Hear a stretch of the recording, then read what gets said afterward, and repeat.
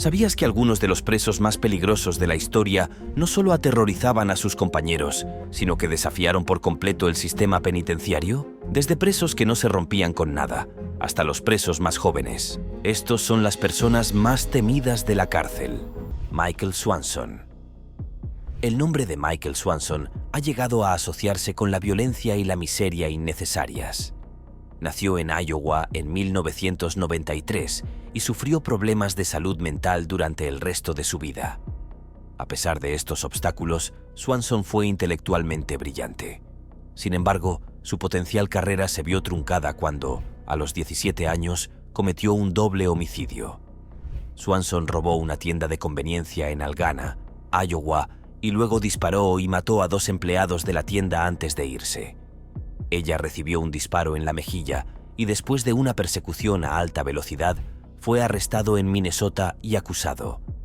Swanson fue declarado culpable del crimen en 2011 y condenado a cadena perpetua, y no hay lugar para ti en una sociedad abierta y respetuosa de la ley sin posibilidad de liberación. No mostró ningún remordimiento por su conducta durante su juicio y castigo.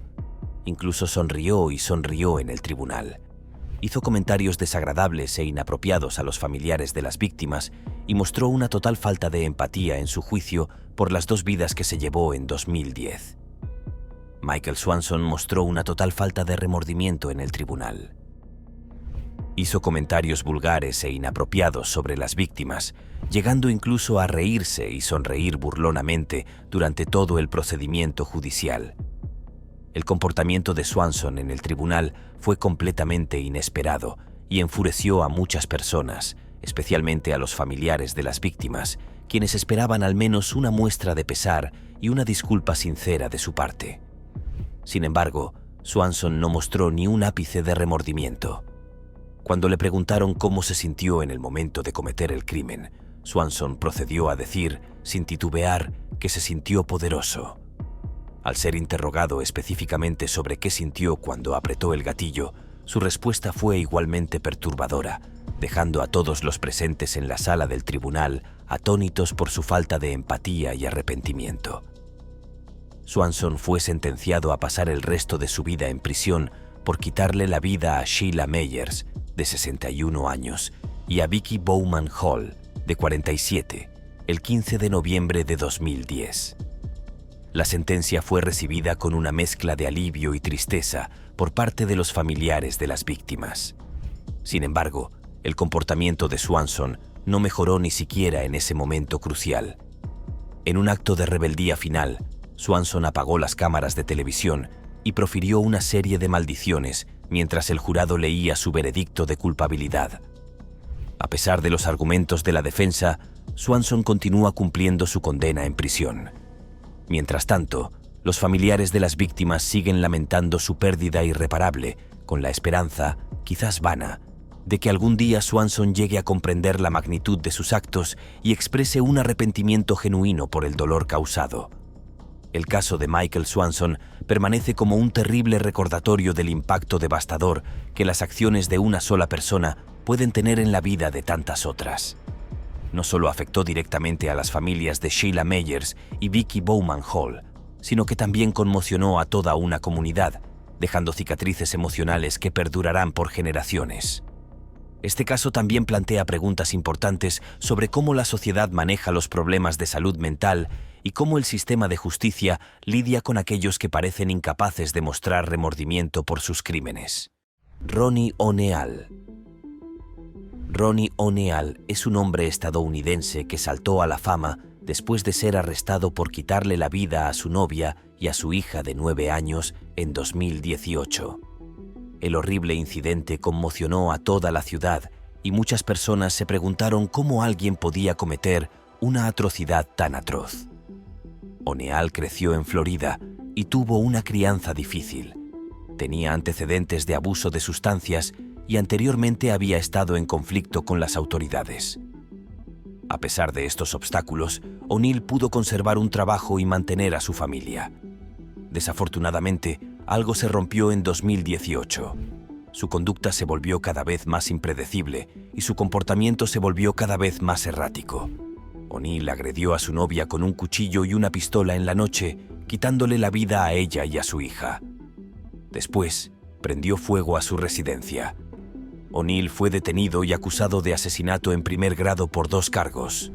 Durante su juicio, se defendió. La evidencia va a demostrar que no me vio disparar a su madre e hizo acusaciones extravagantes que formaban parte de un complot policial de los Illuminati. Tampoco expresó ningún arrepentimiento por su conducta, afirmando que su novia y su hijo fueron sacrificados por el bien común. Cuando le preguntó a su hijo frente al tribunal si lo había golpeado, su hijo respondió que sí. ¿Te lastimé esa noche de este incidente? Sí. Tras esta respuesta, Ronnie estalló en un arrebato de ira, gritando a pleno pulmón y acusando al tribunal de manipular grabaciones para incriminarlo. Sus intentos desesperados por defenderse resultaron infructuosos y O'Neill fue finalmente declarado culpable. La fiscalía, además, lo acusó de fabricar pruebas en un intento por eludir la justicia. Al pronunciar el veredicto, la jueza expresó su consternación, declarando que este era, sin duda alguna, el caso más atroz que había presenciado en toda su carrera judicial. En mis años en el estrado, he sido testigo de innumerables atrocidades, pero este caso supera con creces cualquier otro en cuanto a la brutalidad de los hechos, afirmó la magistrada. Asimismo, hizo hincapié en la total ausencia de remordimiento por parte del acusado, un factor que pesó considerablemente en su decisión. La sentencia dictada contra O'Neill fue implacable.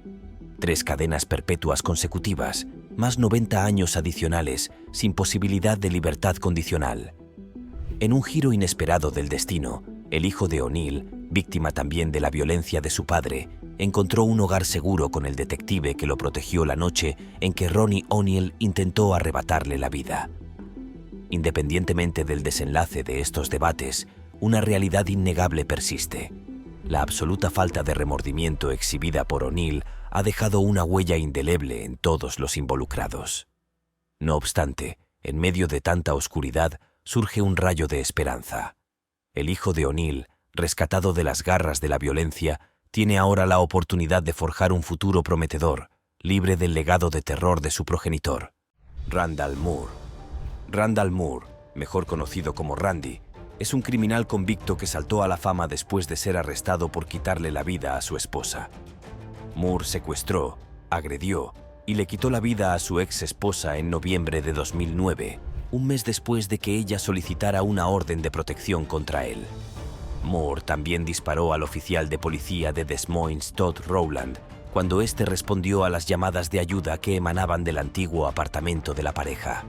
Moore, que fue acusado de primer grado, no mostró ningún remordimiento durante su juicio y afirmó que había quitado la vida a su esposa en defensa propia.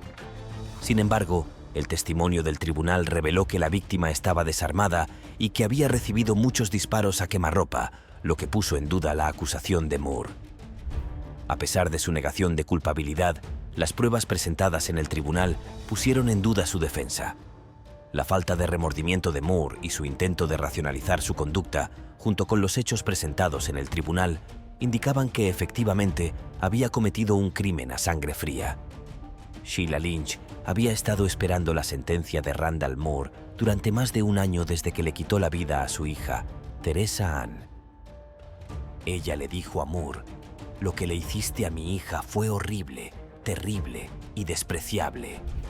Lo que le hiciste a mi hija, Trace Ann Marie Lynch, fue malvado, odioso y despreciable», dijo Lynch en una declaración de impacto de la víctima dada en la sentencia de Moore. «Ahora estás muerta y pudriéndose, y eres repulsiva para mí. Como no pudiste quitarle su espíritu, le quitaste su vida». A lo que Moore respondió: «Examina los diarios. Ella te despreciaba, ella te despreciaba. Lee el diario», escribió. «Ella te odiaba, ella te odiaba. Eres un perdedor». A Moore también se le dio la opción de hacer una declaración antes de ser sentenciado. Intentó racionalizar el hecho de quitarle la vida a la madre de su hijo durante más de 10 minutos. «No siento absolutamente ningún arrepentimiento por la muerte de Teresa Ann». Estas palabras de Moore provocaron jadeos de la gente en la sala del tribunal en algunos momentos. «Espero que haya más ejemplos como este cuando la gente no quiere que sus cónyuges vean a sus hijos», añadió Moore. Espero que se vuelva más común cuando se responda a Moore. El juez advirtió al tribunal que no podía violar la línea del decoro judicial. Creo lo que he oído. Novak condenó a Moore a 3 cadenas perpetuas por los crímenes contra Teresa Ann Lynch, Moore, y 25 años de cárcel por quitarle la vida al oficial Rowland. Le das un nuevo significado a la palabra maldad. Nunca he visto nada como tú, Novak, añadió el juez. Fuera del juzgado después de la sentencia, Sheila Lynch, llorando, dijo que el día fue mejor de lo que podría haber imaginado. El agresor de su hija ha sido detenido y su familia sigue adelante. Si te están gustando estos datos curiosos, suscríbete en este momento para no perderte ningún video nuevo. Fabian Kramer. Puede que te dé un poco de miedo etiquetar a alguien como absolutamente malvado, pero te prometo que habrá entradas aquí que te harán cambiar de opinión al respecto. Si quieres que te lo demuestre de inmediato, te contaré la historia de Fabian Kramer. Fabian Kramer es un hombre de Alemania que está muy encerrado. Pero el primero de muchos giros es que cuando lo arrestaron, era solo un adolescente y su crimen, bueno, fue el asesinato de su casera. Ahora, podrías incluir un chiste de que todo el mundo quiere matar a su casero al menos una vez, pero debes confiar en mí cuando te digo que los chistes definitivamente no son apropiados en esta situación. Porque cuando este adolescente trastornado decidió matar a su casera, lo hizo de una manera verdaderamente retorcida, usando la máscara de Jigsaw de la franquicia Saw, y aparentemente lo hizo por pura lujuria asesina. Lamentablemente la cosa se pone peor, porque no solo hizo este acto, sino que nadie sabe realmente por qué, y nadie entiende realmente por qué se vio influenciado por la primera película de Saw, pero lo hizo. Y eso lo llevaría a su terrible crimen, del cual era 100% culpable, y luego sería arrojado a prisión como resultado. Este prisionero es un ejemplo clásico de uno de los muchos prisioneros que son temidos por todos y que todavía están vivos hoy en día. Hay muchas historias de malas influencias del mundo de los medios y el entretenimiento, pero las películas de terror generalmente no están a la altura por cómo se supone que deben ser. Aterradoras, no inspiradoras. Sin embargo, como dicen, cada uno con lo suyo. Donald Harvey. A continuación tenemos a Donald Harvey, otra persona que es en gran medida un monstruo, y de una manera que nadie puede realmente saber con certeza. La razón por la que digo eso es porque Donald Harvey era un asesino en serie, uno bueno y verdadero. Pero si le preguntaran a cuántas personas mató realmente durante su ola, honestamente diría que sería mucho más de lo que fue confirmado por quienes estaban vinculados al caso. Ahora bien, según Harvey, mató a 87 personas, pero los funcionarios del caso afirmaron que era más probable que fueran entre 37 y 57 personas, lo que, para ser sincero, sigue siendo mucha gente a la que matar. Uno se pregunta por qué dijo una cifra que podría haberse demostrado inmediatamente, aunque eso podría ser parte del juego para mantener a la gente adivinando hasta el final. Lamentablemente, sin embargo, las cosas solo se complican más a partir de ahí. Porque al principio Harvey decía que comenzaba a matar pacientes en un hospital como muestra de piedad, incluso asfixiándolos con su almohada para aliviar su dolor. Sin embargo, con el tiempo se convirtió en un verdadero ángel de la muerte sin ninguna otra razón más que porque honestamente disfrutaba matando gente y por lo tanto seguía haciéndolo porque no tenía ninguna razón para parar. Cuando lo atraparon y lo pusieron tras las rejas, ya se habían perdido muchas vidas, sin importar en qué cifras creas. Y como resultado de las que se le podía relacionar, recibió 28 sentencias de cadena perpetua diferentes. Y la única razón por la que no le dieron la pena de muerte fue por la forma en que admitió los asesinatos. Como resultado de eso, murió en prisión, aunque es probable que algunos nunca estén satisfechos con eso al final. Charles Bronson. Ahora bien, no estoy hablando de Charles Bronson, ya sabes, el tipo de las películas de El deseo de muerte y otras películas de acción. Pero estoy hablando de un hombre que se hizo conocido como Charles Bronson, también conocido como la prisión más violenta de Gran Bretaña y uno de sus criminales más violentos de todos los tiempos. Pero no empezó así, lo que lo hace aún más irónico. Primero, fue arrestado como un simple delincuente de poca monta y en 1974 fue condenado a 7 años de prisión por robo a mano armada. Luego se le añadió tiempo adicional debido a los ataques que realizó a prisioneros y guardias. Como le encantaba su lado violento, se convirtió en un peleador a puño limpio y de hecho cambió su nombre a Charles Bronson en honor al actor. Pero a pesar de eso, volvió a prisión después de intentar cometer otro robo y era conocido como un recluso violento y había tomado numerosos rehenes en el curso de enfrentamientos con guardias, lo que resultó en que su sentencia luego fuera cambiada a cadena perpetua. La gente estaba tan desesperada por averiguar por qué este hombre estaba tan enojado con, todos los que lo enviaron a, no 1 ni 2, sino 3 hospitales psiquiátricos diferentes. Y la condición que le diagnosticaron fue que simplemente no se encontraba bien. No es exactamente la mejor manera de hablar de un tipo que puede hacer todo eso. Y uno pensaría que tal vez podrían profundizar un poco más en eso. Otra ironía de esto es que fue estudiado profusamente e incluso se escribió sobre él en libros, de los cuales hizo entrevistas y señaló que en realidad era un buen tipo. Pero luego, a veces, pierde el juicio y es entonces cuando ocurren todas las cosas malas. Aileen Wuornos. Ahora, aquí hay un caso muy curioso sobre un tipo de cosa atípica que escuchas sobre una asesina en serie femenina. Pero por alguna razón, honestamente no ha habido tantas documentadas en la historia. Pero las pocas que lo están son mujeres muy curiosas de hecho. Y Aileen Wuornos es solo un ejemplo de eso. Verás, ella era una chica trabajadora, si me entiendes, y usaría ese oficio para tratar de conseguir todo lo que pudiera en la vida. En sus primeras partes, esto se debe en parte a la infancia muy traumática que tuvo, y no menos importante fue el abuso que sufrió de diversas maneras por parte de su abuelo y su padre. De alguna manera, le enseñaron a ser así y ella lo usó en su beneficio. Finalmente, se casó con un hombre de negocios rico, lo que en muchos sentidos debería haber sido su salida. Y muchos creen que intentó tomar ese camino, pero todo se vino abajo. Y ahí es cuando aparecería la verdadera Aileen. Digo esto porque a través de su rutina de prostituta, en realidad mató a los hombres con los que se acostó, aunque cuando fue arrestada por ello, afirmó que habían tratado de agredirla, y por lo tanto, todas las muertes fueron en defensa propia, lo que es un giro interesante de la situación. Luego fue condenada a muerte por inyección letal en Florida, la 10ª mujer en la historia en recibir ese castigo. La fascinación del público por Aileen llevó a que su historia se contara libremente en la película Monster, donde fue interpretada por Charlize Theron, y luego ganó un premio de la Academia por su actuación. John Wayne Gacy. De una famosa asesina en serie a posiblemente uno de los asesinos más famosos de todos los tiempos. Si bien era un payaso, así es como se hacen cosas así, y no estoy feliz por eso. John Wayne Gacy era conocido como el payaso asesino, y es fácilmente una de las personas más infames de la historia debido a sus crímenes contra adolescentes y cómo se salió con la suya durante tanto tiempo en términos de la percepción pública de él. Porque si le preguntaras a la gente sobre John Wayne Gacy solo un día antes de que lo arrestaran por sus crímenes, nadie te habría creído que era un torturador de niños y un asesino en serie.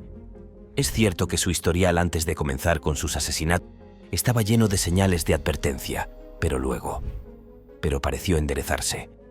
Con esto quiero decir que compró una casa cerca de Chicago, se convirtió en contratista independiente y de hecho hacía obras de caridad como Pogo el payaso. Pero esto solo lo llevaba a acercarse a su presa, y como el payaso amigable del vecindario, podía atraer a los niños a su casa, donde los esposaba y les hacía actos indescriptibles antes de finalmente asesinarlos, generalmente mediante un truco con una cuerda, como disfrutaba diciéndoles que se lo dijeran a todos. Cuando terminó con su ola de asesinatos, acumuló 33 víctimas, una cantidad increíble. Y cuando su historia fue contada por completo, realmente desencadenó una leyenda infame sobre cómo realmente no conoces a tus vecinos y debes tener cuidado con en quién confías, incluso si tienen un aspecto tan inocente como un hombre con maquillaje de payaso. Eric Smith, el joven as no de Savona. La historia de Eric Smith se convirtió en uno de los casos más infames de la historia de los Estados Unidos, cautivando a la nación en 1993. La mañana del 2 de agosto, un día aparentemente normal en Savona, Nueva York, se vería empañado para siempre por una tragedia impensable. Eric Smith, de 13 años, se encontró con Derek Robbie, de 4 años, que se dirigía a un campamento de verano local. Eric, con un motivo siniestro, convenció a Derek de que lo siguiera hasta una zona boscosa cercana, alegando que era un atajo. Una vez que estuvieron solos, Eric atacó brutalmente a Derek, primero estrangulándolo hasta dejarlo inconsciente, luego aplastándole una piedra en la cabeza y finalmente vertiendo Kool-Aid de la lonchera de Derek en sus heridas abiertas. La madre de Derek, Doreen Robbie, quedó devastada cuando su hijo no llegó al campamento como esperaba. A medida que pasaban las horas, se inició una búsqueda, pero más tarde ese mismo día se encontró el cuerpo de Derek en el bosque, no muy lejos del parque. La ciudad de Savona se apoderó del miedo, sin saber quién podría haber cometido un crimen tan horrible. La conmoción se agravó cuando, apenas una semana después, Eric Smith le confesó a su madre que había matado a Derek. Fue arrestado, juzgado como adulto y se convirtió en la persona más joven en ser juzgada por asesinato en el estado de Nueva York. En ese momento, a pesar de que no se encontraron anomalías físicas en la función cerebral de Eric ni en sus niveles hormonales, quedó claro que sus luchas sociales, incluidos años de acoso y aislamiento, pueden haber contribuido a su estallido violento.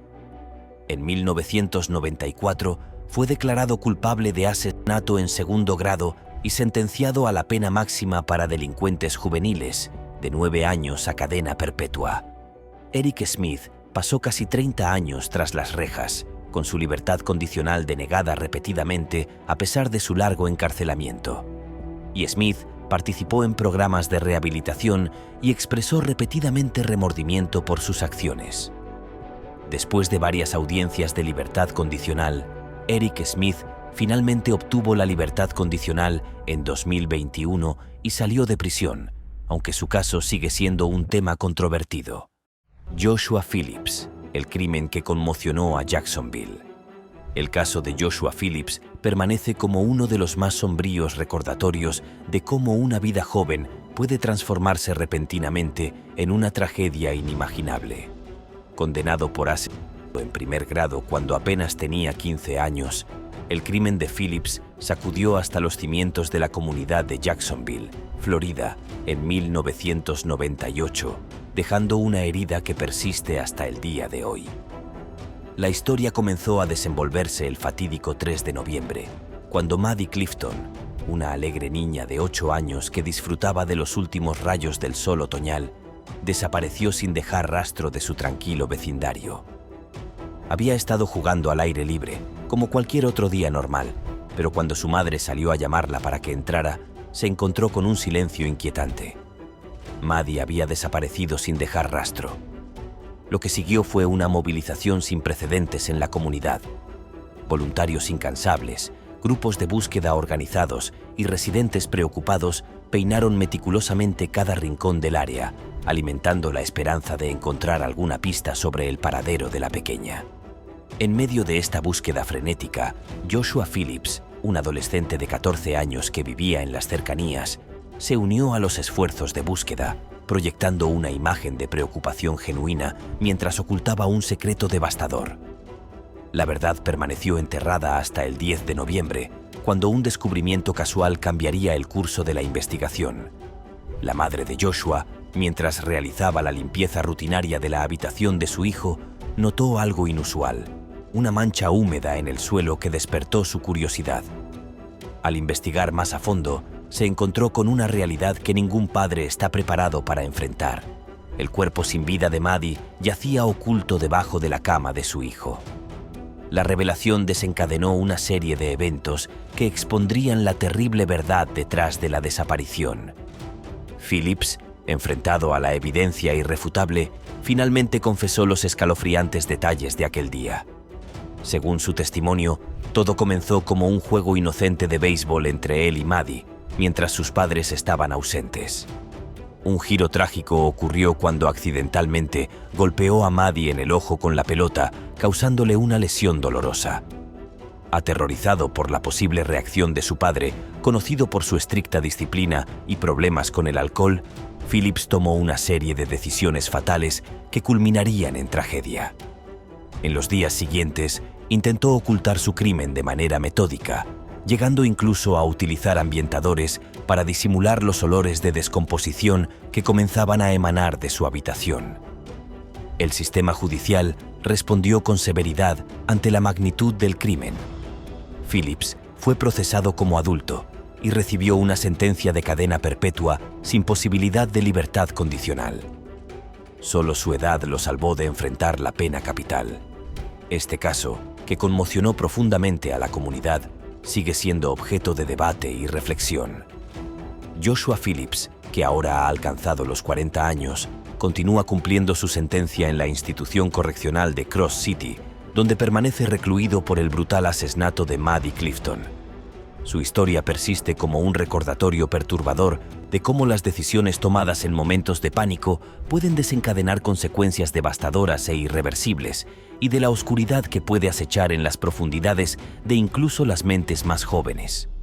Si te están gustando estos datos curiosos, suscríbete en este momento para no perderte ningún video nuevo. Los hermanos Beaver, el crimen más letal en Broken Arrow.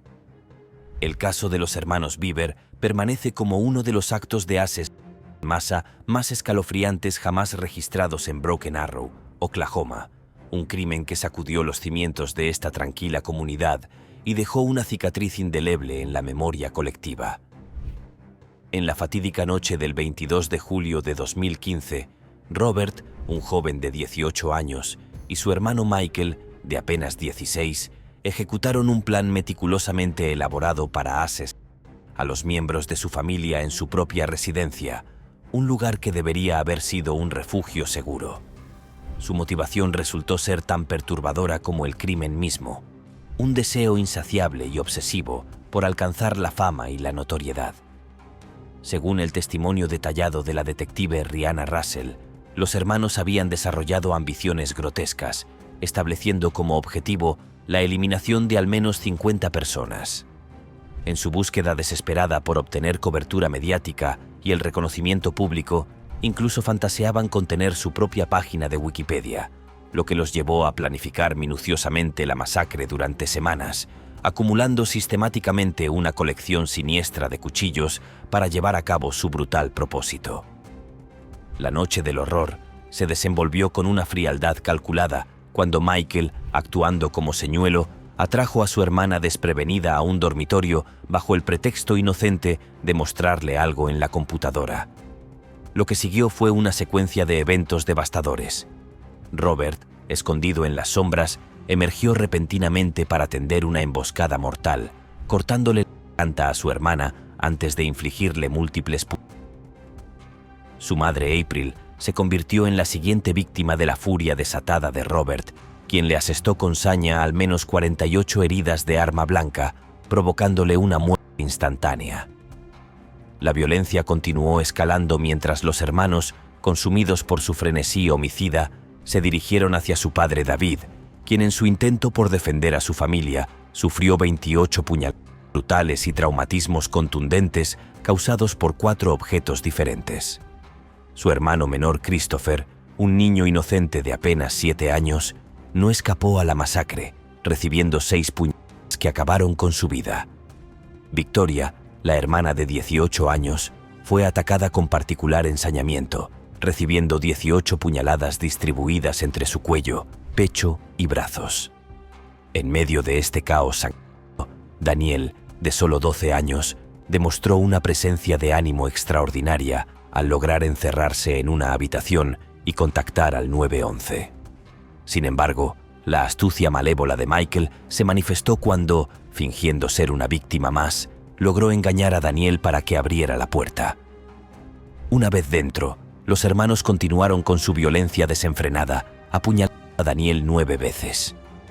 A pesar de la brutalidad del ataque, la valentía y rapidez de pensamiento de Daniel resultaron providenciales, pues sus acciones fueron fundamentales para salvaguardar las vidas de sus hermanas menores. Autumn, una pequeña de apenas 2 años, y Crystal, de 13. Tras perpetrar la masacre, los hermanos intentaron evadir la justicia huyendo de la escena del crimen, pero su libertad fue efímera. Las autoridades, apoyadas por una unidad canina especializada K9, Lograron rastrearlos y capturarlos en una zona boscosa cercana. Crystal Bieber, quien milagrosamente sobrevivió al ataque, proporcionó un testimonio crucial al identificar formalmente a sus hermanos como los autores de la masacre. El sistema judicial respondió con todo el peso de la ley. Keith Ferguson. Keith Ferguson pertenecía al condado de Kalkaska, en Michigan. Era un hombre de familia con 4 hijos. Sin embargo, fue condenado por quitarle la vida a su esposa, Tiffany. Se informó que ella solicitó el divorcio en septiembre, según documentos judiciales, pero el divorcio aún no se había finalizado. Según los investigadores, había un divorcio pendiente entre él y su esposa.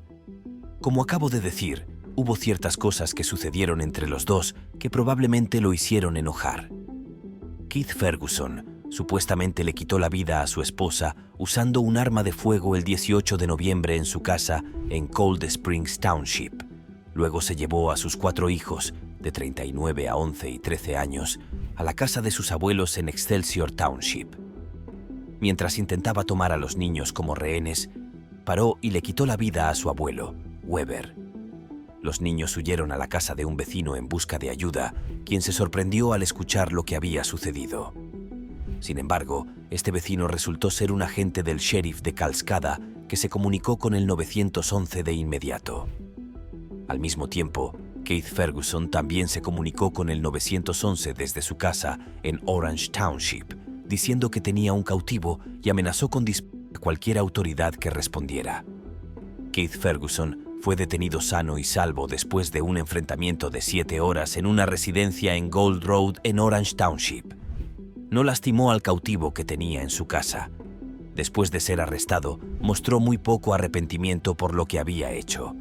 Keith A. Ferguson, de 40 años, de Kalkaska, fue procesado en el Tribunal de Distrito de Calcasta por sus crímenes.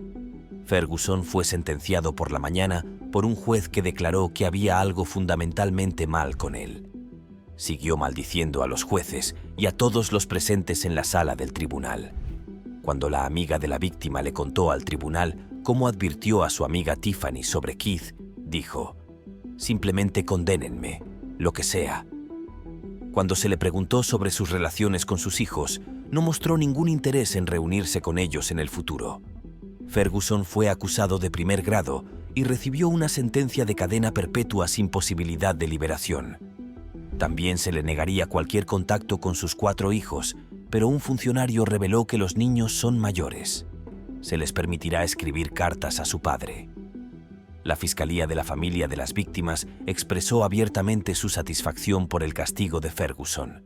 Thomas Michael. Thomas Michael T.J. Lane es un criminal convicto que atrajo la atención mundial en 2012 después de abrir fuego en la escuela secundaria Chardon en Ohio. Las acciones de Lane sorprendieron a todo el vecindario. Nació en un pequeño pueblo de Ohio y se crió allí. Tuvo una vida difícil con antecedentes de uso de sustancias, violencia y enfermedad mental. El padre de Lane también fue encarcelado por numerosos delitos, lo que lo dejó sintiéndose alienado y furioso. Lane pudo asistir a la escuela secundaria a pesar de estos obstáculos, donde se lo consideró un solitario y un paria. Lane entró en la cafetería de la escuela secundaria Chardon el 27 de febrero de 2012 y abrió fuego, cobrándose la vida de 3 estudiantes e hiriendo a 3 más. Una ciudad estadounidense, Chardon.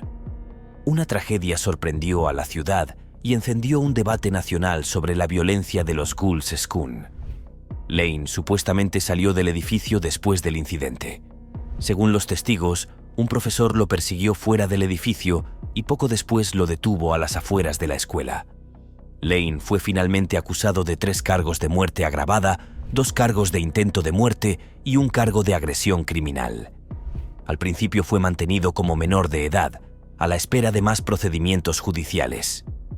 Lane mostró poco remordimiento por sus crímenes durante este juicio, sonriendo con frecuencia y haciendo gestos vulgares en el tribunal. Lane mostró un comportamiento aún más perturbador durante el proceso judicial. Se presentó al tribunal vistiendo una camiseta con una palabra profana escrita a mano, desafiando abiertamente la seriedad del proceso. Aunque su equipo de defensa argumentó que padecía una enfermedad mental en el momento de los hechos, Lane pareció esforzarse por contradecir esta afirmación con sus acciones. En un acto de flagrante desprecio, profirió insultos hacia las familias de las víctimas y el juez, cruzando todas las líneas de decoro y respeto en la sala del tribunal. Durante la audiencia, el fiscal David Joyce anunció su intención de procesar a Lane como adulto, presentando 3 cargos graves en su contra. Lane, sin mostrar remordimiento alguno, admitió haber disparado 10 rondas durante el incidente.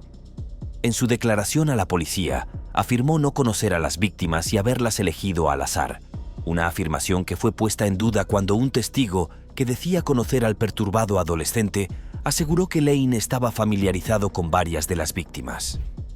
El comportamiento de Lane durante todo el proceso legal fue consistentemente desafiante.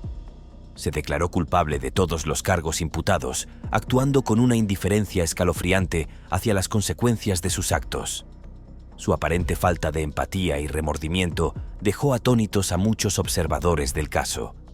La saga de Lane no terminó con su condena. Gary Leon Ridgway. Gary Leon Ridgway, a menudo conocido como el asesino de Green River, es un criminal en serie de los Estados Unidos. Fue condenado por quitar 49 vidas, lo que lo convirtió en uno de los criminales en serie más buscados en la historia de Estados Unidos. Su vida familiar era problemática. Sus parientes consideraban a su madre una persona controladora y fue testigo de más de un enfrentamiento violento entre sus padres. Cuando era joven, Gary era disléxico y lo redujeron un año en la escuela secundaria. Tenía 16 años cuando apuñaló a un joven que sobrevivió al incidente. Gary se graduó de la escuela secundaria Ty y se casó con Claudia Craig, su amante de la escuela secundaria de 19 años. Se unió a la Marina de los Estados Unidos y estuvo destinado en Vietnam, donde sirvió en un barco de suministro y fue testigo de la acción. Ridgway contrajo gonorrea y se enojó mucho por eso. Esta ira se avivó aún más después de un año, cuando su matrimonio terminó. Después de eso, tuvo 3 exesposas y varias novias. Gary fue arrestado bajo sospecha. Sin embargo, esa sospecha desenredó una larga lista de crímenes. Ridgway había sido acusado de varias muertes y había sido transferido de una celda de máxima seguridad en la prisión del condado de King a un tanque de nivel mínimo de seguridad media en Airway Heights. Se declaró culpable de 48 cargos el 5 de noviembre de 2003. Culpable, culpable, culpable. Ridgway dijo en su declaración que acompañaba a su declaración de culpabilidad que cometió los crímenes y luego transportó y desechó los cuerpos de las mujeres cerca de Portland para engañar a las autoridades. En el tribunal no mostró remordimiento y continuó diciendo que esta era su carrera. Confesó haber acabado con la vida de 49 mujeres en el estado de Washington entre 1982 y 1998. Fue sentenciado a cadena perpetua sin posibilidad de liberación. En 2003, evadió la pena de muerte al ofrecerse a revelar información sobre sus crímenes y ayudar a los detectives a localizar los cuerpos de las víctimas. La sentencia de Ridgway asegura que pasará el resto de su vida en prisión, sirviendo como un recordatorio de los actos atroces que perpetró y la devastación que causó a las familias de sus víctimas. Una por una, contó a las 49 personas a las que había quitado la vida y no mostró ningún arrepentimiento hasta que el juez finalmente dijo: Gary Ridgway no merece nuestro perdón. No es digno de la vida. El juez también dictaminó que no tenía problemas mentales y estaba cuerdo en el momento de sus crímenes. Rodney Alcala. Todas estas personas tienen varios giros en su vida de una forma u otra, como la forma en que hicieron sus actos o quiénes eran debajo de ellos.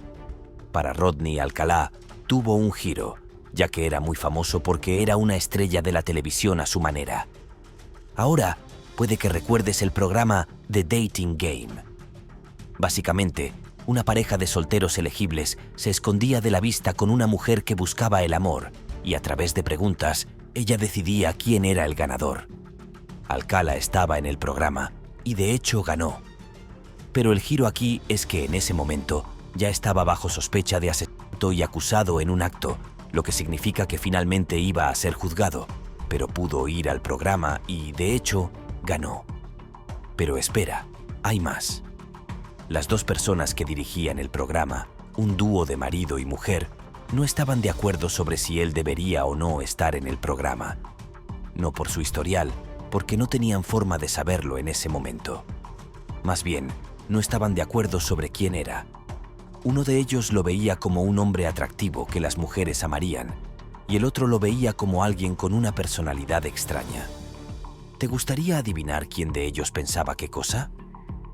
Bueno, respuesta incorrecta. La esposa en realidad dijo que él era el hombre atractivo, y el esposo pensó que era extraño.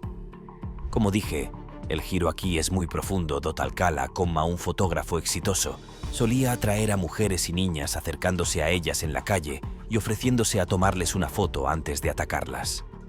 Ahora bien, mientras investigaban el asesinato de una de sus víctimas en 1979, los investigadores encontraron cientos de fotografías en un depósito de Seattle que pertenecía a Alcala de mujeres, niñas y niños no identificados, así como joyas que se creía que eran trofeos de algunas de sus víctimas. Finalmente, sería sentenciado por el asesinato de 4 mujeres. Pascal Payet. Ahora, optaremos por algo un poco más alegre, porque para el criminal francés conocido como Pascal Payet, era peligroso en prisión porque era el tipo de criminal que siempre intentaba escapar. Ya sabes, no el que echaba raíces en una prisión. Pero su truco que siempre le gustaba usar era que le gustaban mucho los helicópteros. Sí, de verdad. En múltiples intentos de escapar de la prisión, usaba helicópteros para escapar. Por ejemplo, en octubre de 2001, se escapó de una prisión en el pueblo de Lunés, en el departamento francés de Bouches-du-Rhône, a bordo de un helicóptero secuestrado. Y finalmente uno de sus cómplices sería capturado y llevado para ser interrogado. Luego, en abril de 2003, Payet organizó otra fuga en helicóptero, esta vez con un hombre llamado Frank Parletto, Miquel Valero y Eric Alborio, que habían sido arrestados con él en 1999. 3 semanas después, todos serían capturados nuevamente. Así que, por un lado, ninguna de sus fugas de prisión duró tanto tiempo. Pero luego hay que notar que al menos intentó hacerlo con estilo y funcionó por un tiempo. Pero si se mira esto desde un punto de vista objetivo, su premisa para escapar fue defectuosa desde el principio. ¿Pero por qué? Bueno, porque los helicópteros no son tan discretos. Si intentara hacer esto hoy en día, con toda la tecnología moderna que existe, lo atraparían en días y no semanas, como algunas de sus fugas.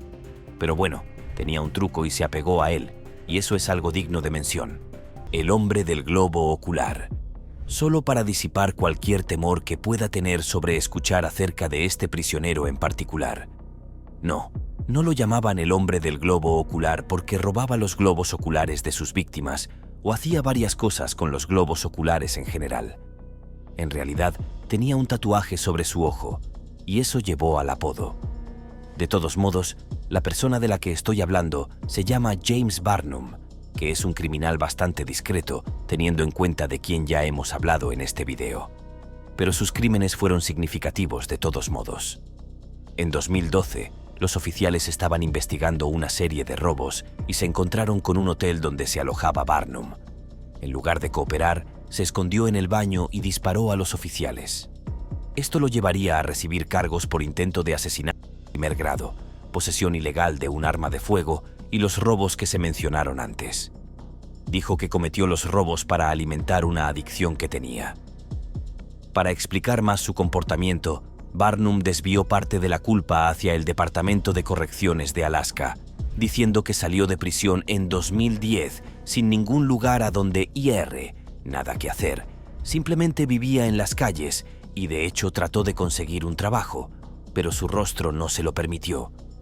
Ahora, dejaré de lado la parte de la cara hermosa por ahora, pero tenga en cuenta que, si bien culpar al sistema es algo que a la mayoría le haría poner los ojos en blanco, no se equivoca al decir que muchos de los que salen de prisión simplemente se quedan sin nada, incluso si se trata de delitos menores o menores que se cometieron.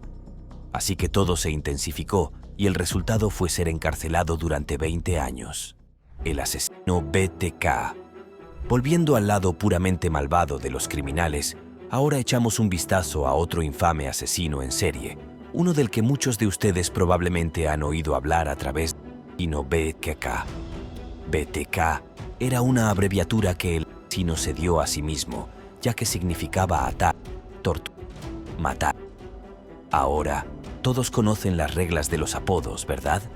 Nunca se te permite ponerte uno, pero a este tipo no le importaba. Y esa es solo una de las cosas que lo hicieron tan malvado. Su verdadero nombre era Dennis Rader, y su leyenda es una que a muchos se les enseña para que puedan conocer el rostro del hombre que lastimó a tantos. Entre los años 1974 y 1991, Rader mató a 10 personas en Wichita y Park City, Kansas, y envió cartas burlonas a la policía y los periódicos describiendo los horripilantes detalles de sus crímenes. Irónicamente, esto fue su perdición porque después de que se cayó, vivió su vida libremente hasta 2004, cuando comenzó a escribir las cartas nuevamente. Esto lo llevaría a su captura en 2005. Y quizás te preguntes, ¿cómo se mantuvo alejado de la ley durante tanto tiempo? Bueno, ¿recuerdas a John Wayne Gacy? Bueno, este tipo hizo un acto similar. Hombre de familia, empleado del gobierno y líder de la iglesia durante el día, Rader fue lo suficientemente inteligente como para mezclarse con su comunidad y evitar ser detectado por la serie de acechos y asesinatos de víctimas. Fue lo suficientemente inteligente como para alejarse en los años 90, pero simplemente no pudo resistir la tentación de volver. Y cuando lo hizo, le dio a la policía pruebas suficientes para atraparlo y luego encerrarlo, sorprendiendo a una comunidad en el proceso que en un momento fue muy cercana al asesino de BTK. Terminaría con múltiples cadenas perpetuas por sus crímenes. Heavenly Arroyo, el corazón frío de una asesina adolescente. Un caso que conmocionó a Fall River. En un trágico incidente que sacudió a la comunidad de Massachusetts, Heavenly Arroyo, una adolescente de 15 años, cometió un acto de violencia inexplicable contra Ana Vázquez Rodríguez, una mujer de 68 años que la había acogido en su hogar. El fatídico 6 de octubre de 2019, en la residencia del tío abuelo de Arroyo en Fall River, Massachusetts, la tensión que se había estado acumulando silenciosamente durante días finalmente alcanzó un punto crítico devastador. La situación comenzó a deteriorarse cuando el tío abuelo de Arroyo, quien había estado planificando un viaje a Nueva York, se vio obligado a posponer sus planes debido a problemas mecánicos con su vehículo. Esta demora aparentemente insignificante fue el catalizador que llevó a Arroyo a un estado de frustración incontrolable. La joven, que compartía el espacio doméstico con Ana y el nieto de esta, eligió un momento de quietud en la casa para ejecutar un acto de violencia impensable. Esperando calculadamente hasta que el silencio envolvió la residencia, Arroyo se aproximó sigilosamente a la habitación donde Ana descansaba desprevenida. En un ataque de una brutalidad incomprensible, la adolescente utilizó un cuchillo para infligir 70 heridas punzantes a la indefensa mujer. Mientras este horrible acto de violencia se desarrollaba, el nieto de Ana permanecía ajeno a la tragedia, absorto en sus videojuegos en una habitación cercana, sin sospechar que a escasos metros se estaba cometiendo un crimen atroz. Lo que siguió demostró una frialdad perturbadora. Arroyo procedió metódicamente a ducharse, como si estuviera realizando una rutina normal. Luego, con calculada precisión, se deshizo de su ropa ensangrentada en un contenedor de basura en las proximidades. En un intento de desviar la atención de su culpabilidad, elaboró una historia ficticia sobre un supuesto intruso enmascarado que habría perpetrado el crimen contra Ana. Sin embargo, su elaborada mentira comenzó a desmoronarse cuando las cámaras de seguridad de la Autoridad de Vivienda de Fall River capturaron imágenes de ella deshaciéndose de la evidencia incriminatoria. Tras su arresto, el comportamiento de Arroyo tomó un giro aún más inquietante. Durante su comparecencia judicial, exhibió una actitud perturbadoramente despreocupada, sonriendo y arreglándose el cabello, mostrando una ausencia total de remordimiento que dejó atónitos a los presentes. El desenlace legal llegó en 2023, cuando Arroyo, ya con 18 años, se declaró culpable de asesinato en segundo grado ante el Tribunal Superior de Fall River. El juez René Dupuis, considerando la gravedad del crimen y la juventud de la acusada, dictó una sentencia de cadena perpetua, estableciendo la posibilidad de libertad condicional después de cumplir 19 años de reclusión. Sierra Halsted. El complot asesinó de una adolescente con su novio. En un perturbador caso de rebelión adolescente que culminó en tragedia, Sierra Halsted, una joven de 16 años, y su novio Aaron Guerrero, de 18, llevaron a cabo un asesinato meticulosamente planeado y brutalmente ejecutado. La víctima fue Daniel Halsted, el padre de Sierra, quien se encontraba en medio de una amarga disputa por la custodia con Elizabeth Helgelien, la madre de Sierra. La relación entre Sierra y Aaron, aunque breve, estuvo marcada por una intensa tensión desde el principio.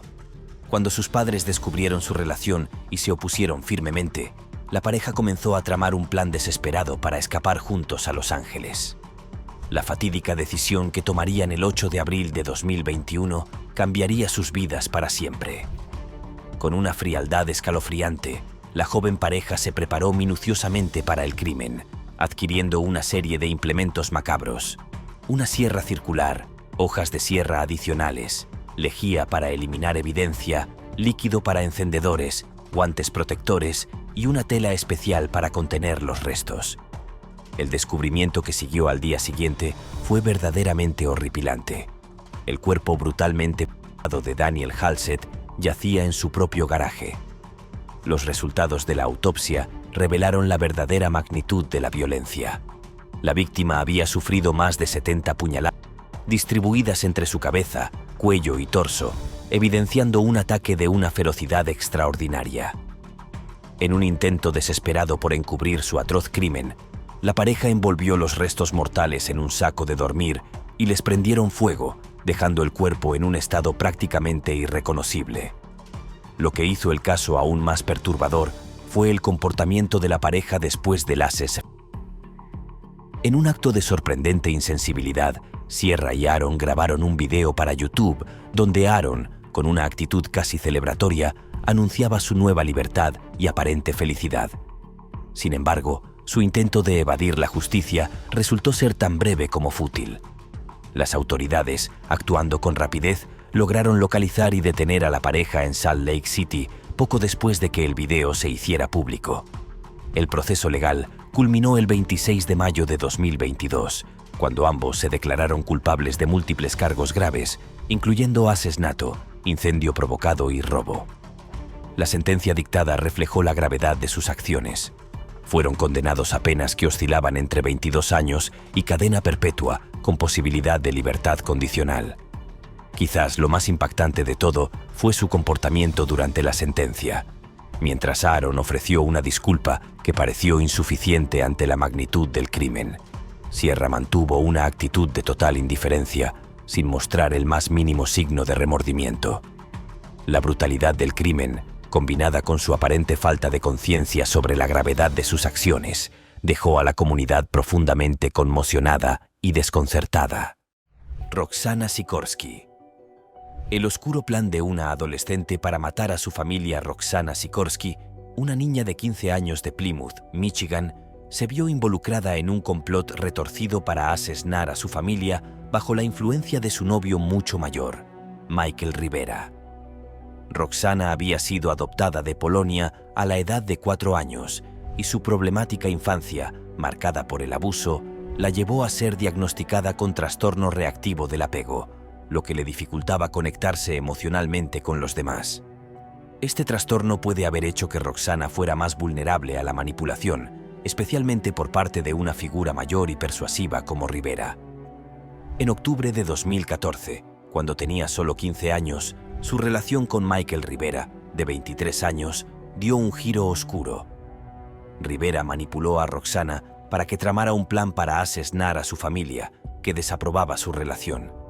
Incluso le envió instrucciones detalladas sobre cómo llevar a cabo el crimen, especificando áreas vitales a las que apuntar. La planificación fue meticulosa, ya que Rivera claramente ejerció control sobre Roxana, utilizando su vulnerabilidad para manipularla y hacerle creer que la única forma de estar juntos era a través de la violencia. Una noche, Roxana atacó a su hermano menor con un cuchillo de filetear, apuntando a su cuello. Afortunadamente, sobrevivió al ataque. Sus heridas, aunque graves, no pusieron en peligro su vida, pero el impacto psicológico en la familia fue profundo. Los gritos de su hermana alertaron a sus padres y Roxana huyó por una ventana. Se encontró con Rivera y los dos se escondieron en el suroeste de Detroit, pero la policía pronto los localizó. La pareja fue finalmente localizada gracias a una combinación de pruebas forenses e informes de testigos oculares. Su captura fue un alivio para la familia Sikorsky, pero marcó el comienzo de una larga y difícil batalla legal. Roxana fue acusada como adulta debido a la naturaleza premeditada del crimen. Según la ley de Michigan, las personas que cometen delitos graves, como conspiraciones para asesinar, pueden ser juzgadas como adultos, independientemente de su edad. En marzo de 2016, un tribunal de Detroit la condenó a entre 10 y 20 años de prisión por su papel en la conspiración para asesinar a su familia. Michael Rivera fue condenado a cadena perpetua en 2015. El papel de Rivera como figura manipuladora de edad avanzada fue visto como un elemento clave en el crimen, y sus acciones fueron consideradas la fuerza impulsora detrás del complot. Los padres de Roxana quedaron devastados por la decisión del tribunal, creyendo que Rivera la había obligado a cometer el crimen. Charles Manson. Ahora, ese es un nombre que no debería requerir mucha explicación. Charles Manson es uno de los asesinos más infames de la historia, principalmente por la influencia que tendría sobre otras personas y su voluntad de hacer lo que él quisiera, incluso si eso significaba cometer un asesinato. Pero, al igual que muchos de los que aparecen en la lista, no empezó siendo un monstruo. Su vida estuvo plagada de problemas entre su familia, a la que no conocía del todo, y sus decisiones personales. Pero fue cuando empezó a crear la familia, cuando las cosas empezaron a tomar un cariz más oscuro. Utilizaba diversas creencias y detonantes psicológicos para hacer creer a la gente que era un profeta y que, en una futura guerra, cualquiera que estuviera en la familia estaría en una posición de poder cuando las cosas empezaran a desmoronarse en el mundo.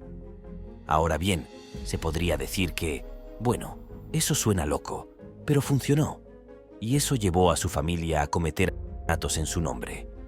La víctima más famosa sería la actriz Sharon Tate, esposa del director de cine Roman Polanski, que fue asesinada en su casa de Los Ángeles junto con otros 3 invitados. Finalmente, Manson y su familia fueron atrapados, pero él se libró de la pena de muerte gracias a la abolición del proceso. Esto hizo que se lo estudiara mucho más y que se hicieran muchas adaptaciones de su historia de vida, una de las cuales fue la del libro Helter Skelter, El Destino Rojo. Ahora os llevaré al extranjero para ver a un asesino en serie que definitivamente tenía un apodo que hacía juego con su vena violenta. El apodo de Destripador Rojo se le dio a Andrei Romanovich Chikatilo, quien durante su ola de asesinatos fue y mató al menos a 52 mujeres y niños entre los años 1978 y 1990. Y también hizo varias cosas a sus cuerpos que, honestamente, no voy a mencionar. Sería declarado culpable y sentenciado a muerte por los 52 años en octubre de 1992. Aunque el Tribunal Supremo de Rusia dictaminaría en 1993 que no existían pruebas suficientes para demostrar realmente su culpabilidad en 9 de esos asesinatos. Pero incluso si se eliminan todas esas pruebas, sigue siendo más que suficiente para condenarlo a muerte por su traición en la Rusia controlada por los soviéticos en ese entonces. Y en 1994, finalmente lo sacrificaron como a un perro. Nico Jenkins. Por muy sombrío que parezca, continuaremos con la conversación sobre asesinos en serie hablando de Nico Jenkins, un hombre que mató a 4 personas en Omaha, Nebraska, en 2013. Este caso ocurrió hace apenas una década, pero eso no lo hace menos aterrador. ¿Estás esperando el giro de la trama? Bueno, aquí lo tienes. Acababa de salir de prisión por el delito de robo de coche mezclado con algunos incidentes en prisión, y no había salido ni un mes antes de que matara a 4 personas en un breve lapso de tiempo. Y así viene el giro. Jenkins declararía que había cometido los asesinatos por orden del antiguo dios serpiente Apophis. No, esa fue realmente su defensa, si quieres llamarla así.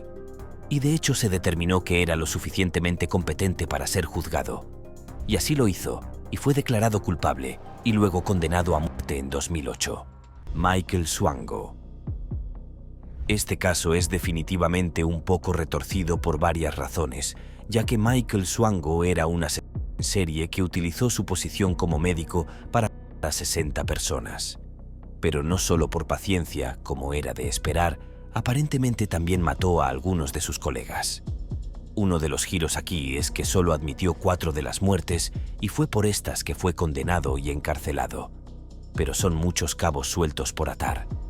Otro giro es que él estaba haciendo estos actos a veces como interno en la Universidad Estatal de Ohio, y varias enfermeras se acercaron para hablar sobre las cosas que habían visto con él y fueron descartadas por paranoicas. Bien hecho, doctor. Solo fue arrestado después de conseguir un trabajo en un hospital y se encontraron venenos en su posesión. Timothy McVeigh. Ahora bien, no voy a andar con rodeos sobre este hombre porque probablemente todos saben quién es. Timothy McVeigh sería el hombre detrás de los atentados de Oklahoma City que mataron a 168 personas, 19 de ellas niños, hiriendo a más de 680 más cuando detonó una bomba que destruyó un tercio del edificio Alfred P. Murrah en 1995. Se dice que el ataque, que se considera terrorismo doméstico del más alto orden, se llevó a cabo para inspirar una revuelta contra el gobierno tiránico al que culpó por tanta gente que murió en lugares como Waco y el incidente de Ruby Ridge. Finalmente fue juzgado y sentenciado a muerte por sus crímenes. Alexander Pachushkin. Ahora, notarás que muchos de estos asesinos en serie tienen un apodo asociado a ellos cuando obtienen un recuento de asesinatos realmente alto o han hecho cosas de manera particularmente violenta o inteligente. Bueno, en el caso de Alexander, él es uno de esos tipos que fue el asesino del tablero de ajedrez. Aparentemente, sufrió una lesión cerebral traumática cuando era solo un niño, y eso lo llevaría a una vida que más tarde viviría en la que mató a casi 50 personas, la primera de las cuales era solo un niño cuando era un adolescente. Sin embargo, la razón de su apodo fue que cuando lo atraparon, tenía un tablero de ajedrez en el que estaban inscritas las fechas relacionadas con los asesinatos que cometió. Todas menos 2 estaban rellenas. Pero ahora viene el verdadero giro. Sus crímenes fueron en realidad tan atroces a los ojos del gobierno ruso. Michael Elijah Adams.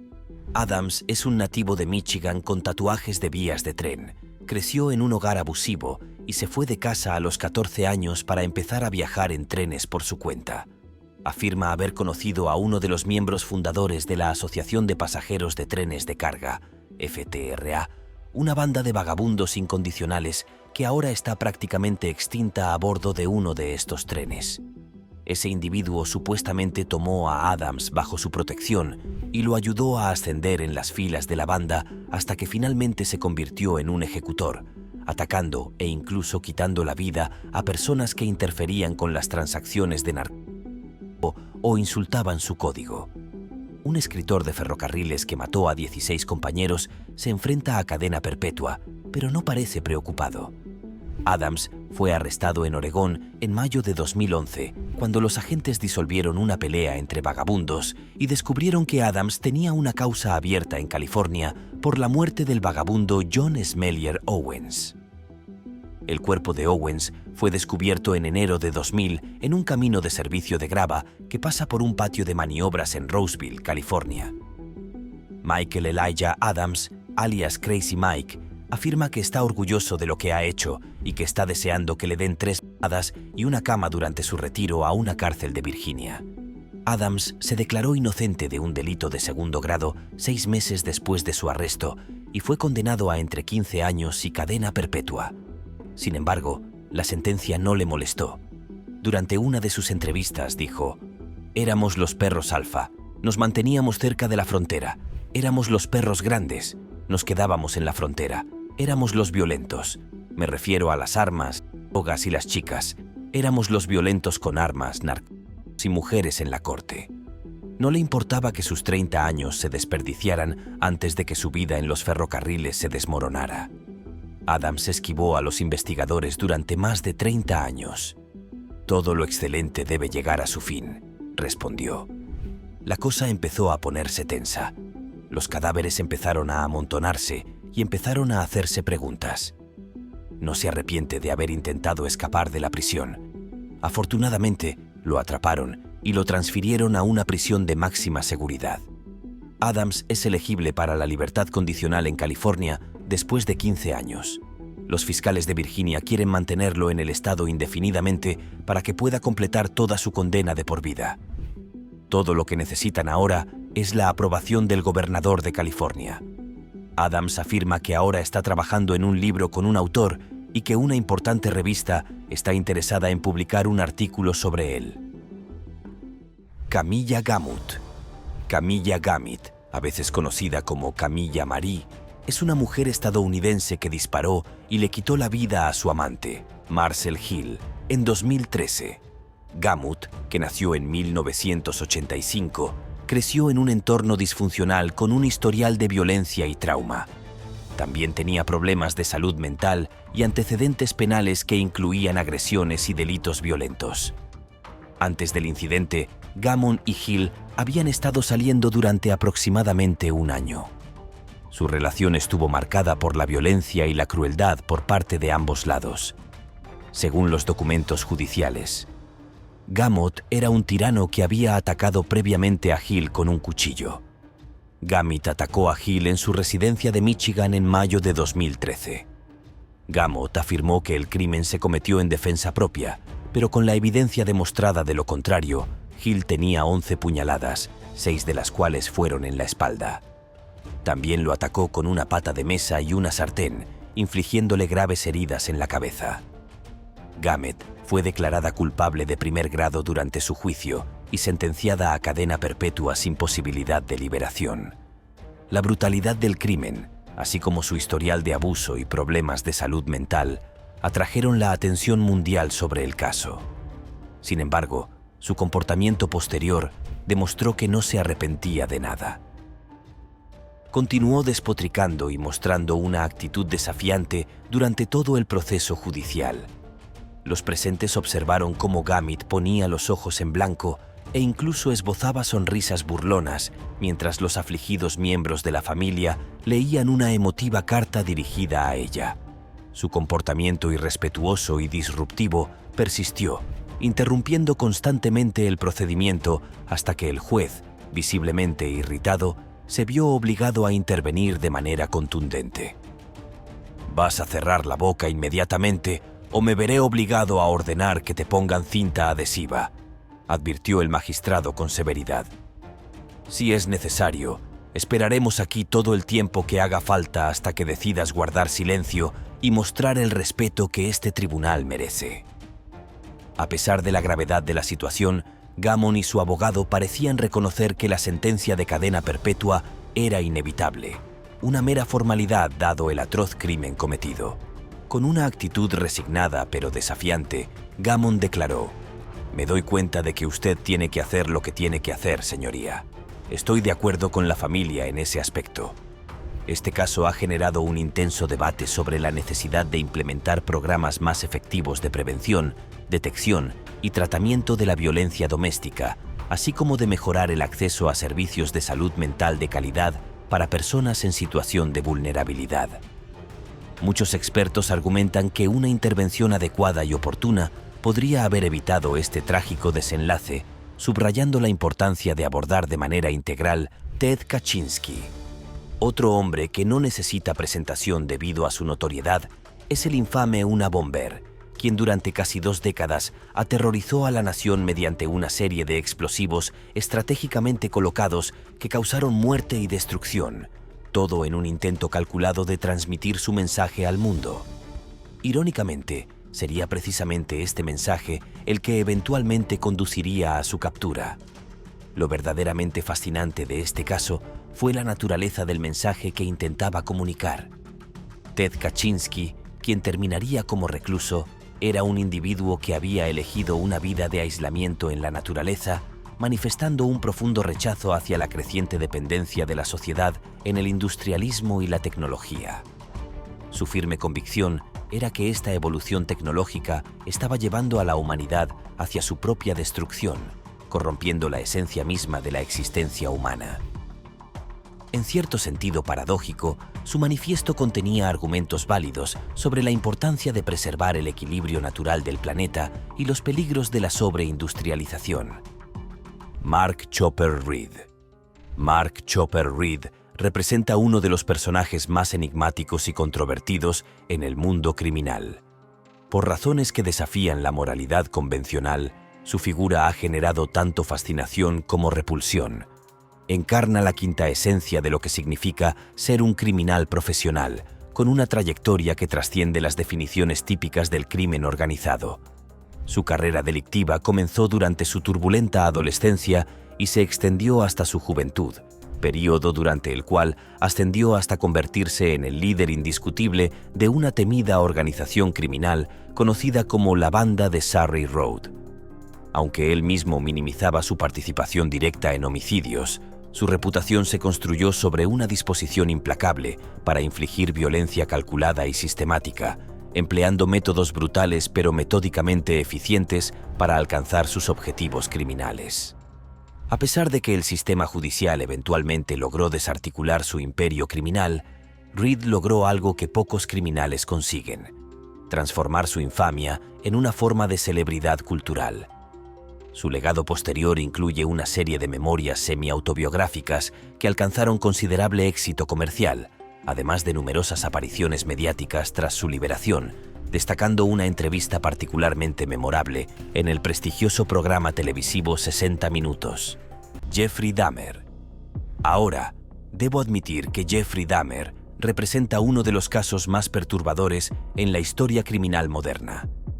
A pesar de que ya no está entre nosotros, la naturaleza de sus crímenes es tan profundamente inquietante que me abstendré deliberadamente de entrar en los detalles específicos de sus actos.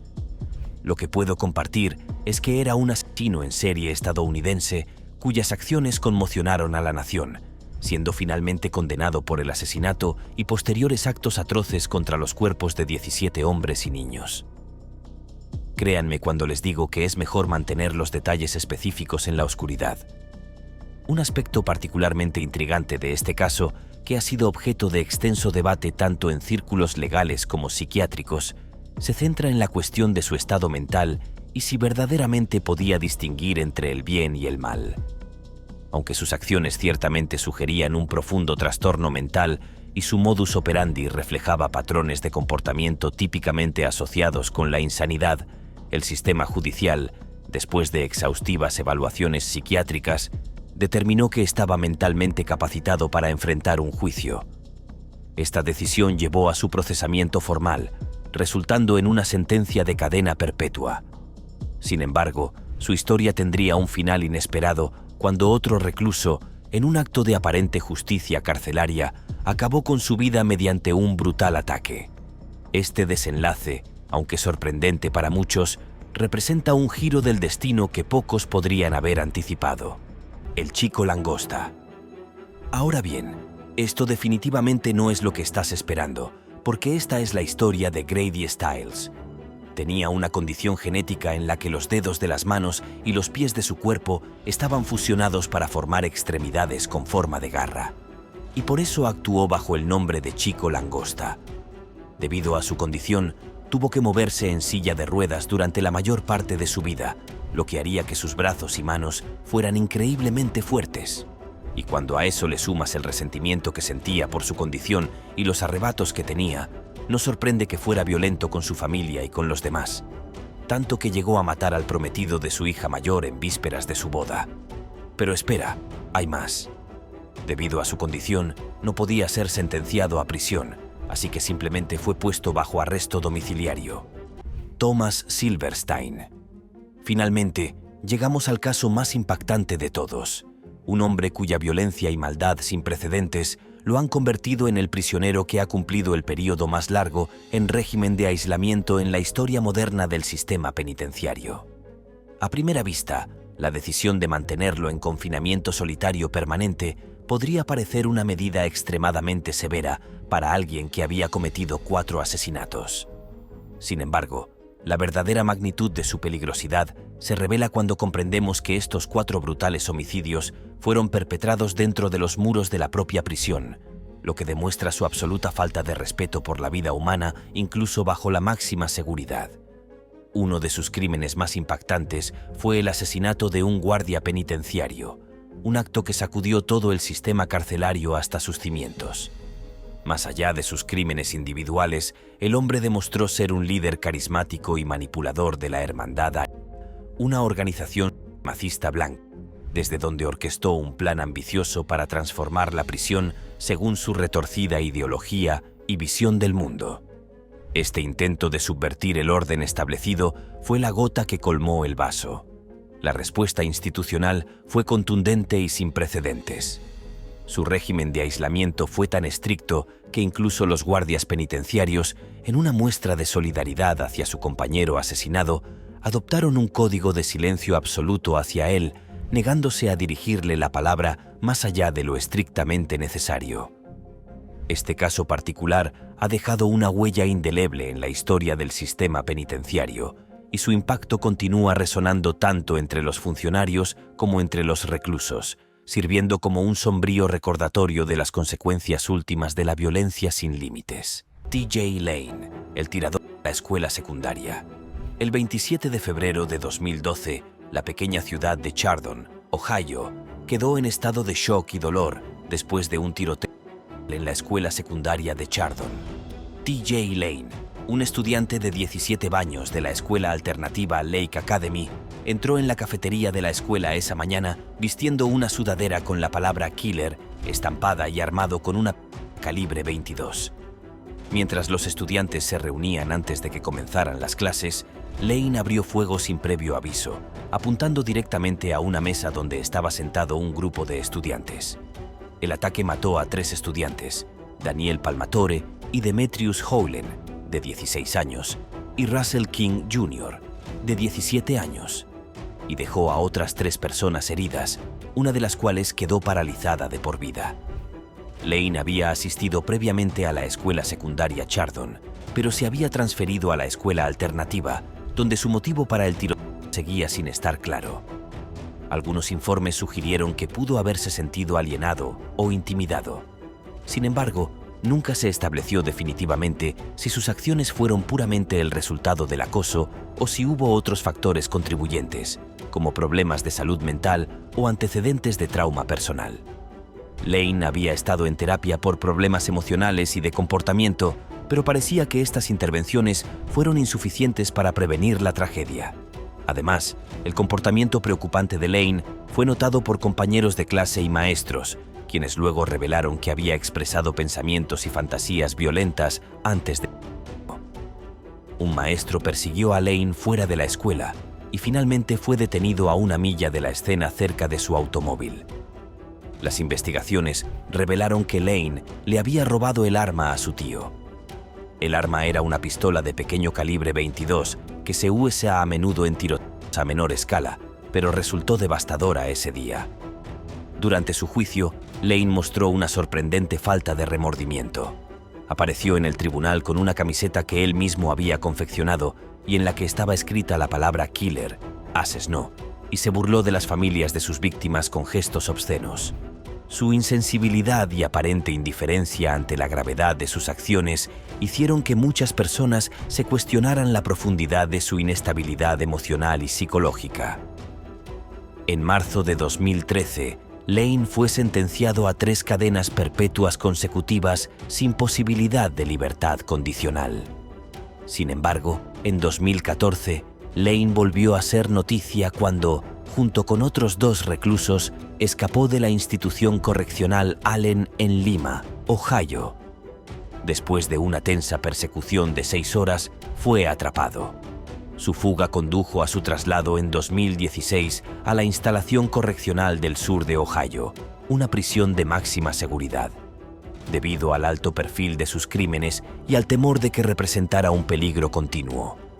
Su fuga y el frenesí mediático que la rodeó demostraron aún más su desprecio por la autoridad y la gravedad de sus acciones. mientras que sus amigos describieron a Lane como un adolescente aparentemente normal con informes de ascenso escolar y una vida familiar difícil. La pregunta es si estas luchas pueden justificar las acciones brutales que tomó ese día. Si bien está claro que la vida de Lane estuvo marcada por dificultades, incluidos desafíos en el hogar y en la escuela, su elección de cometer un acto tan horrible plantea preguntas fundamentales sobre la responsabilidad, la salud mental y el papel de la crianza en la formación del futuro de un individuo. Alyssa Bustamante, la asesina adolescente de Missouri. El caso de Alyssa Bustamante es uno que causó conmoción en todo el país cuando se reveló que era la llamada asesina adolescente de Missouri. Bustamante, una chica aparentemente normal de 15 años de Missouri, se hizo famosa por el asesinato a sangre fría de su vecina Elizabeth Alton, de 9 años, el 21 de octubre de 2009. Alyssa atrajo a Elizabeth hacia el bosque detrás de sus casas, donde la mató brutalmente estrangulándola, cortándole la garganta y apuñalándola en una tumba poco profunda que Alyssa había cavado previamente. La presencia en línea de Alyssa pintó un panorama inquietante en sus perfiles de MySpace y YouTube. Enumeraba matar personas y cortarlas como sus pasatiempos, lo que reflejaba sus oscuras y violentas fantasías. En su diario, Alyssa escribió sobre su creciente curiosidad por el asesinato, revelando detalles escalofriantes. Apenas horas antes del asesinato escribió: «Acabo de matar a alguien. Lo estrangulé, le corté la garganta. Ahora están muertos. No sé cómo sentirme en este momento. Fue increíble. Una vez que superas la sensación de «Oh, Dios mío, no puedo hacer esto», es bastante agradable». Después de que denunciaran la desaparición de Elizabeth, la policía rápidamente se centró en Alyssa.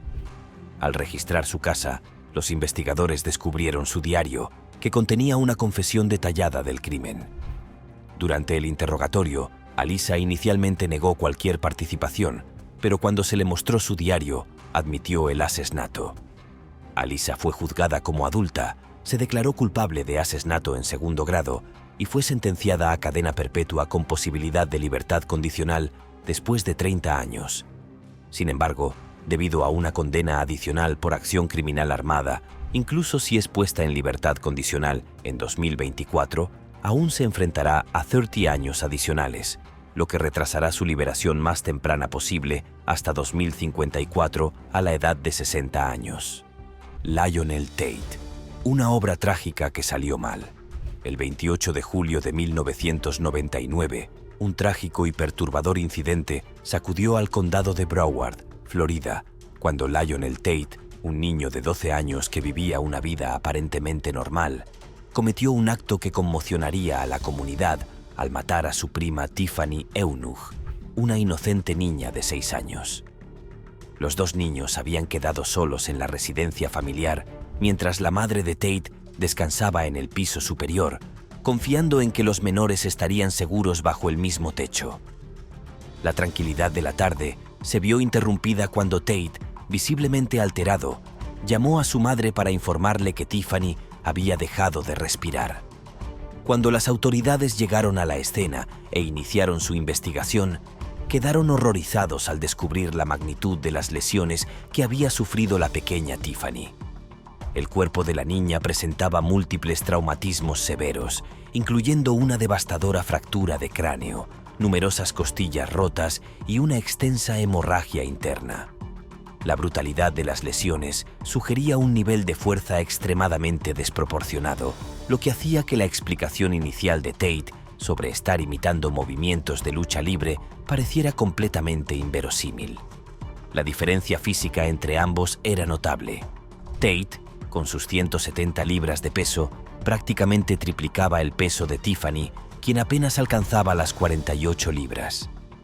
Durante el proceso judicial, Tate mantuvo su versión de que simplemente intentaba recrear las acrobacias de lucha libre que había visto en la televisión, pero la evidencia física y la naturaleza de las lesiones contradecían frontalmente esta explicación. El jurado, después de examinar minuciosamente todas las pruebas presentadas, no encontró convincente la defensa y en 2001 Tate fue encontrado culpable de asesinato en primer grado. La legislación de Florida, específicamente la regla de homicidio por delito grave, establecía que independientemente de si Tate había tenido la intención específica de matar a Tiffany, la brutalidad de sus acciones y el resultado fatal eran suficientes para sostener la condena. El juez Joel T. Lazarus, al presidir el caso, enfatizó en su dictamen que la severidad de las lesiones infligidas a una víctima tan vulnerable era más que suficiente para justificar una condena por asesinato en primer grado. No obstante, el caso generó un intenso debate público y controversia, principalmente porque muchos consideraban éticamente cuestionable que un menor de 12 años enfrentara una sentencia de cadena perpetua sin posibilidad de libertad condicional, dado el giro decisivo en el caso llegó en 2004, cuando un tribunal de apelaciones revocó la sentencia original, argumentando que no se había evaluado adecuadamente la capacidad mental de Tate al momento del crimen. Como resultado, se le ofreció un acuerdo de culpabilidad más clemente. Si admitía su culpabilidad por delito en segundo grado, recibiría una sentencia significativamente reducida de 1 año de arresto domiciliario seguido por 10 años de libertad condicional. Sin embargo, la historia de Tate no terminó con este acuerdo más indulgente. Su vida posterior estuvo marcada por continuas infracciones legales. En 2005 se vio involucrado en un caso de robo a mano armada y al año siguiente los términos de su libertad condicional. Las consecuencias de estas nuevas transgresiones fueron severas. Recibió una sentencia de 10 años por el robo y posteriormente, en 2008, se declaró culpable de cargos adicionales relacionados con otro robo. En la actualidad, Tate continúa cumpliendo su sentencia en la institución correccional de Charlotte, un recordatorio sombrío de cómo una tragedia inicial puede desencadenar una espiral descendente de acontecimientos. Nos vemos en el próximo video.